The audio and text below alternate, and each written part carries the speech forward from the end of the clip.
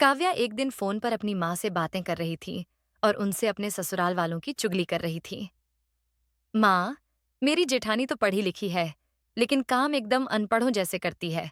उसे रहने का तरीका तक नहीं आता। उसको देखकर ऐसा लगता है जैसे कोई गांव की गंवार हो। फिर भी मेरे ससुराल वाले पता नहीं क्यों उसे देवी की तरह पूछते रहते हैं। बेटा, अपनी जेठानी के बारे में ऐसे नहीं कहते। ये बहुत गलत बात है। अरे माँ, कुछ भी गलत नहीं है। अब वह गंवार की तरह रहती है तो उसे गंवार कहेंगे ना। 4 साड़ियों में पूरा पूरा साल गुजार देती है।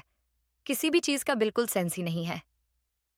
बेटा, पता नहीं वह तुम्हें क्यों अच्छी नहीं लगती। मुझे तो तुम्हारी जेठानी बहुत अच्छी लगती है।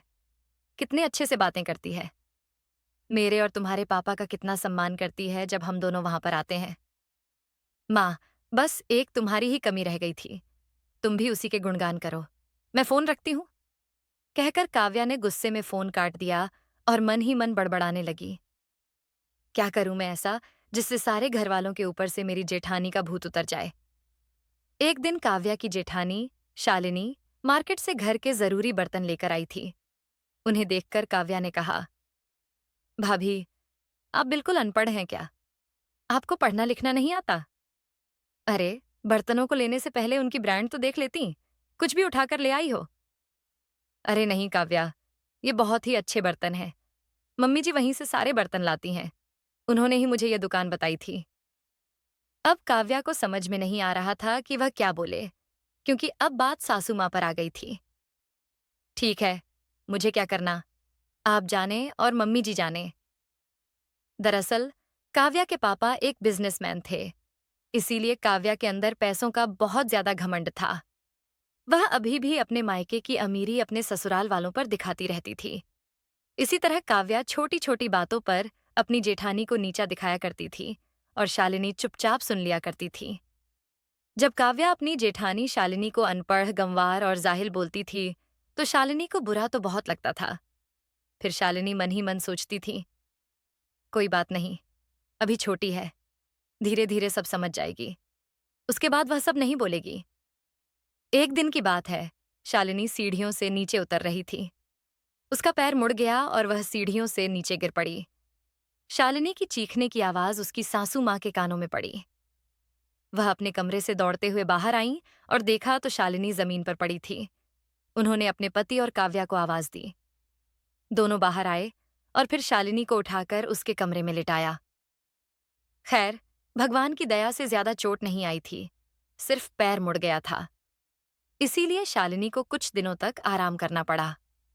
घर का सारा काम शालिनी अकेले किया करती थी। काव्या उसका कभी हाथ नहीं बटाती थी, लेकिन कभी कभी उसकी सासू माँ उसकी मदद कर देती थी। शालिनी का पति रोहित विदेश में रहता था।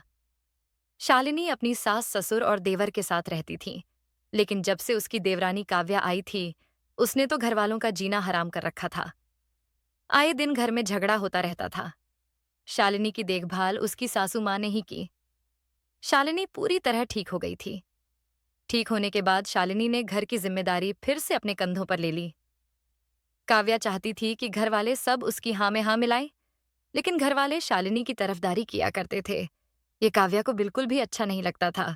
एक दिन काव्या ने मन ही मन सोचा कि अगर वह सबको महंगे महंगे गिफ्ट और चीजें खरीद कर देगी, तो सब उसकी तरफ हो जाएंगे और उस अनपढ़ गंवार से बात करना कम कर देंगे।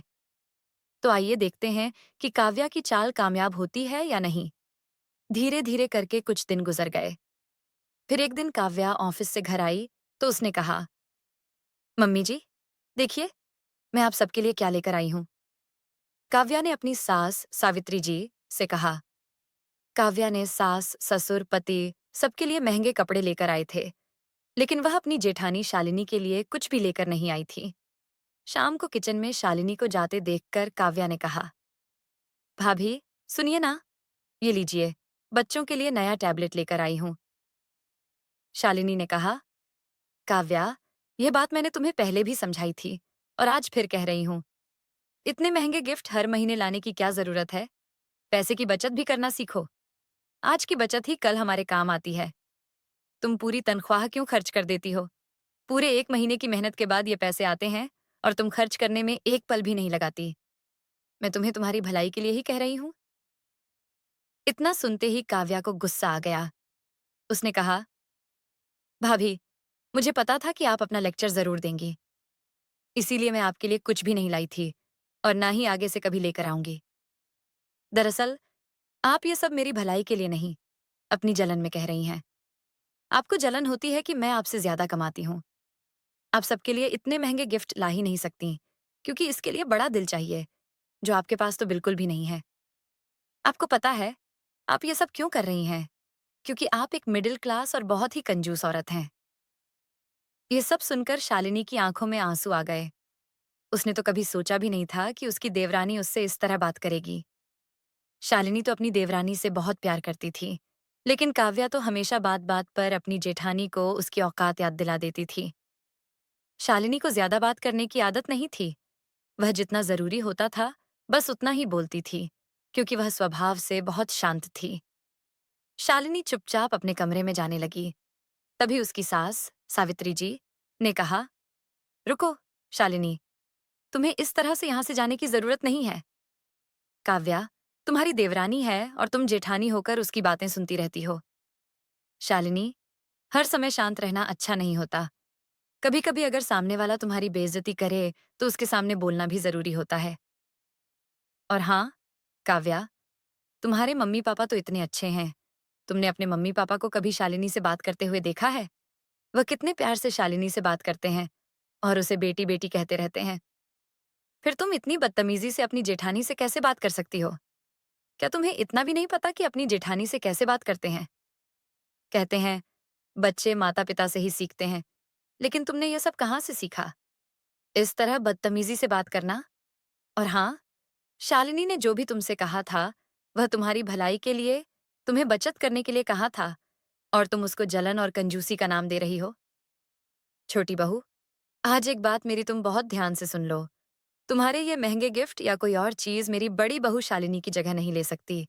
और हाँ, अपनी इस बात के लिए तुम्हें एक दिन बहुत पछतावा जरूर होगा।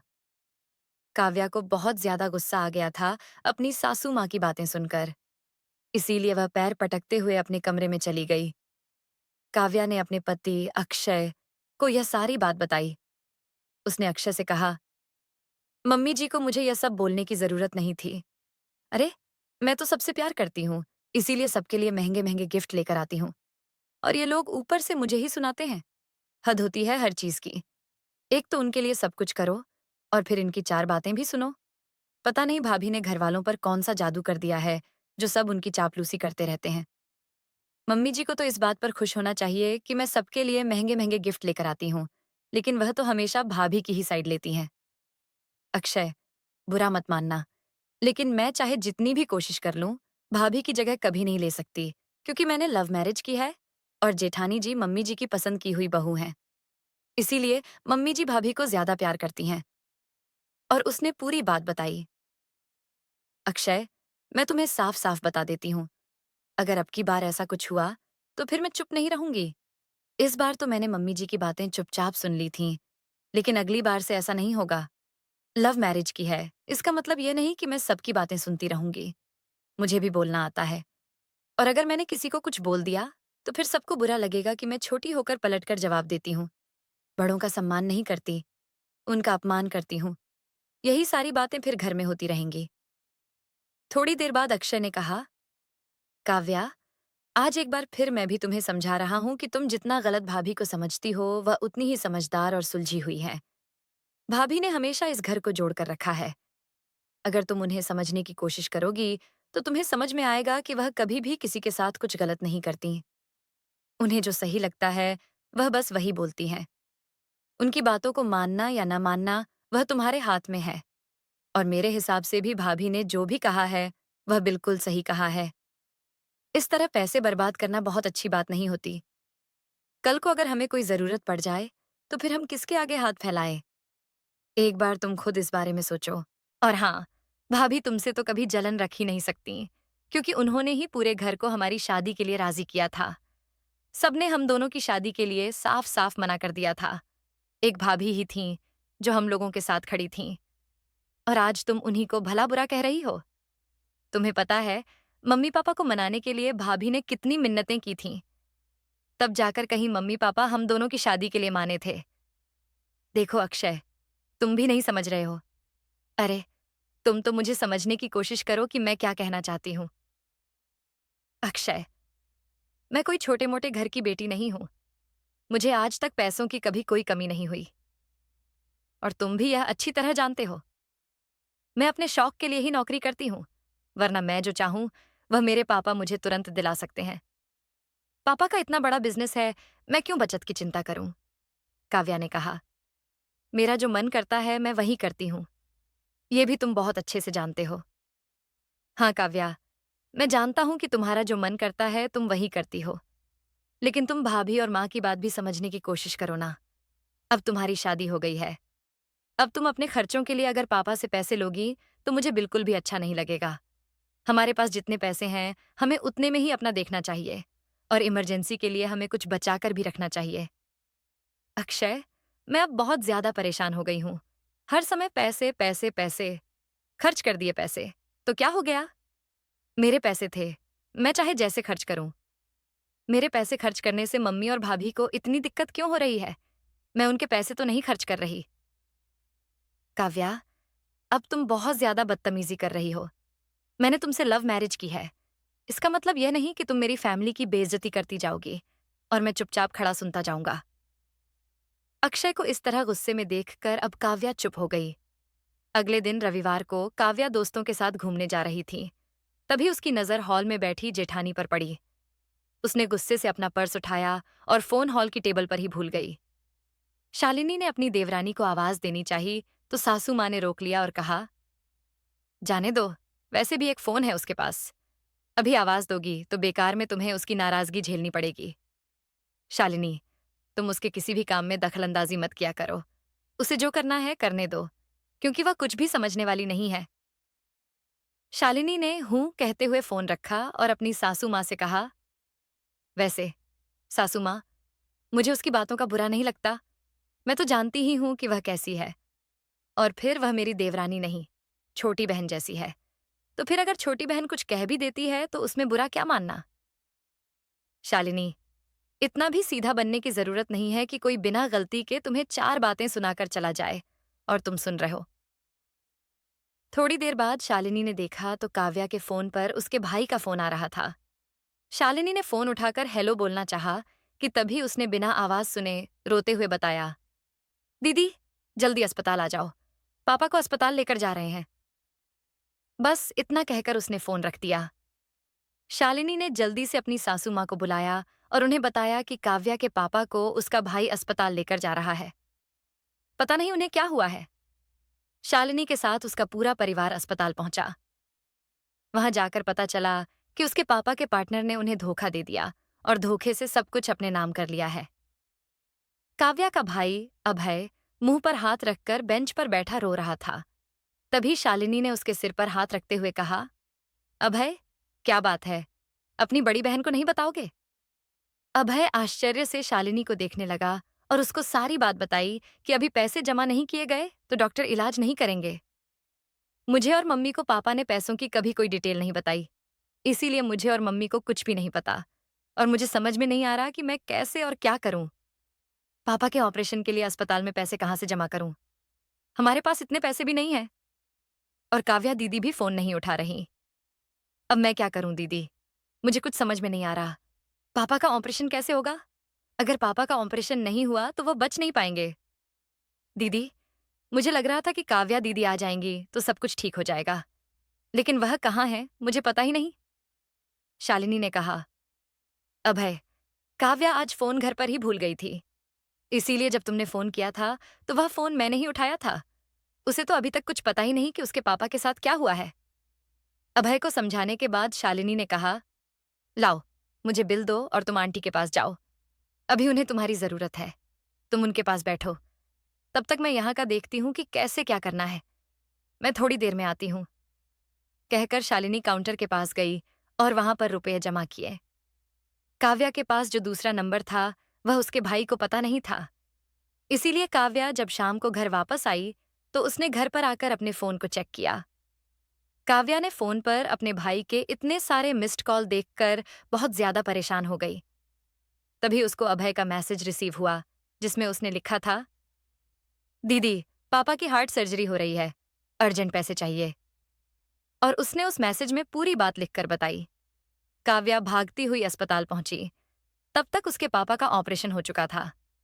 वहां पर सिर्फ अक्षय और अभय मौजूद थे। उसकी जेठानी शालिनी और उसके साथ ससुर घर के लिए निकल गए थे, क्योंकि ज्यादा लोगों का अस्पताल में रुकना ठीक नहीं था। काव्या बस रोए जा रही थी। उसे कुछ समझ में नहीं आ रहा था कि वह क्या करे। तब अक्षय ने उससे कहा, काव्या, घर चलो, अभी पापा को आईसीयू में रखा है, अब कल सुबह ही मिलना हो पाएगा। काव्या ने अक्षय से कहा, अक्षय, मुझे अभय से 1 मिनट कुछ बात करनी है। हाँ, ठीक है, बात करके आ जाओ, मैं कार में बैठकर तुम्हारा इंतजार करता हूँ। काव्या ने अभय से कहा, अभय, तूने पैसों का इंतजाम कहाँ से किया? क्या अक्षय से लिया या मेरे ससुराल वालों से? उनको तूने सारी बात बता दी क्या? काव्या मन ही मन सोच रही थी कि अब उसको हमेशा ताने सुनने पड़ेंगे और इनके पास होंगे तो भी ये लोग मदद नहीं करेंगे। सासू माँ ने पहले ही कह दिया था। तब अभय ने कहा, नहीं दीदी, सिर्फ शालिनी दीदी को सारी बात पता है और उन्होंने ही अस्पताल के पैसे दिए हैं, वह भी बिना किसी को बताए। दीदी, शालिनी दीदी तो बहुत अच्छी हैं। डॉक्टर से बात की और बिना किसी शोर शराबे के मदद भी की। अगर आज शालिनी दीदी नहीं होती तो ना जाने क्या होता। वह तो मम्मी को भी अपने साथ घर लेकर गई हैं। काव्या यह सब सुनकर सन्न हो गई थी कि जिस जेठानी की इज्जत उसने कभी नहीं की, आज उन्होंने उसके लिए इतना कुछ किया। घर पहुंचकर उसने देखा कि शालिनी उसकी माँ का सिर दबा रही थी। उसे तो यकीन ही नहीं हो रहा था कि उसकी जेठानी इतनी अच्छी है। काव्या अपनी माँ के गले लग गई और फूट फूट कर रोने लगी। तब शालिनी ने काव्या से इशारे में न रोने की अपील की। काव्या अपने आंसुओं को रोकते हुए बोली, माँ, मैं चेंज करके आती हूँ। काव्या ने अक्षय से कहा, अक्षय, जरा भाभी को कमरे में भेजना, मुझे उनसे कुछ बात करनी है। अक्षय ने बाहर जाकर भाभी को बता दिया कि भाभी, काव्या आपको कमरे में बुला रही है, वह आपसे कुछ बात करना चाहती है। तभी शालिनी ने अक्षय से कहा, अक्षय, उसको बोल दो, मैं अभी थोड़ी देर में आती हूँ, मम्मी पापा को चाय बनाकर दे दूं। थोड़ी देर बाद शालिनी कमरे में आते ही बोली, काव्या, मैंने तुम्हें रोने के लिए इसीलिए रोका था, क्योंकि आंटी जी भी कब से रो रही थीं। इसीलिए उनका सिर दर्द होने लगा था। उनको मैंने बड़ी मुश्किल से चुप कराया था। अगर उनके सामने तुम रोती, तो वह भी फिर से रोने लग जाती और उनके सिर का दर्द दोबारा से बढ़ जाता। इसीलिए मैंने तुम्हें मना किया था। अगर तुम्हें उस बात का बुरा लगा हो, तो मुझे माफ कर देना। और हाँ, अगर वह घर पर अकेली रहती, तो ज्यादा सोचती। इसीलिए मैं उनको यहाँ लेती आई। हम सबके बीच उन्हें अच्छा लगेगा। तुम्हें बुरा लगा हो तो। काव्या ने शालिनी का हाथ पकड़कर अपना एक हाथ शालिनी के मुंह पर रखकर कहा, भाभी, अब बस, और शर्मिंदा मत कीजिए मुझे। मुझे तो आज आपसे नजरें मिलाने में भी शर्म आ रही है। आप मुझे माफ कर दीजिए। मैंने आपको इतना परेशान किया था। अगर आप चाहती तो उसका बदला आप मेरे परिवार वालों से ले सकती थीं। लेकिन आपने मेरे परिवार वालों का इतना साथ दिया। आज जब उन्हें मेरी जरूरत थी, तो मैं उनके पास नहीं थी। लेकिन आपने उनको मेरी कमी का एहसास नहीं होने दिया। सब कुछ आपने बहुत अच्छे से संभाल लिया। शायद मैं भी इतनी अच्छी तरह से सब कुछ संभाल नहीं पाती। कैसी बातें करती हो काव्या? तुम्हारा परिवार अब सिर्फ तुम्हारा नहीं है। इस घर से तुम्हारी शादी हुई है। तुम इस घर की बहू हो। इसीलिए तुम्हारा परिवार भी अब हमारा परिवार है। भाभी, मैं आपका यह एहसान जिंदगी भर नहीं भूल पाऊंगी। नहीं काव्या, मैंने तुम पर कोई एहसान नहीं किया। मैंने तो जो भी किया है वह अपने परिवार के लिए किया है। आखिर वह भी तो मेरा परिवार है। भाभी, आप इतनी अच्छी कैसे हो सकती हैं? मैं आपको पहचान ही नहीं पाई। आपकी अच्छाई को मैंने हमेशा आपका ढोंग समझा। मैंने तो कभी आपको अपना माना ही नहीं और आपने मेरे परिवार को ही अपना लिया। आपका यह एहसान मैं कभी नहीं भूलूंगी। नहीं काव्या, कोई एहसान नहीं किया मैंने। जैसे वह तुम्हारे माता पिता हैं, वैसे ही मेरे भी तो माता पिता हैं। और फिर मैंने तो हमेशा ही तुम्हें अपनी देवरानी नहीं, बल्कि छोटी बहन माना है। तो फिर बहनें कभी एक दूसरे पर एहसान नहीं करती। गलती करना तुम्हारा अधिकार है और समझाना मेरा काम। समझी? हाँ भाभी, आपने सही कहा। काव्या ने शालिनी के गले लगकर रोते हुए कहा। लेकिन भाभी, अब आपकी यह छोटी बहन कभी कोई गलती नहीं करेगी और आपकी हर बात मानेगी। मैं आपसे इस बात का वादा करती हूँ। आशा करती हूँ आपको हमारी कहानी अच्छी लगी होगी। अगर आपको हमारी कहानी अच्छी लगी, तो वीडियो को लाइक और शेयर करें। चैनल को सब्सक्राइब करें। वीडियो देखने के लिए आपका धन्यवाद।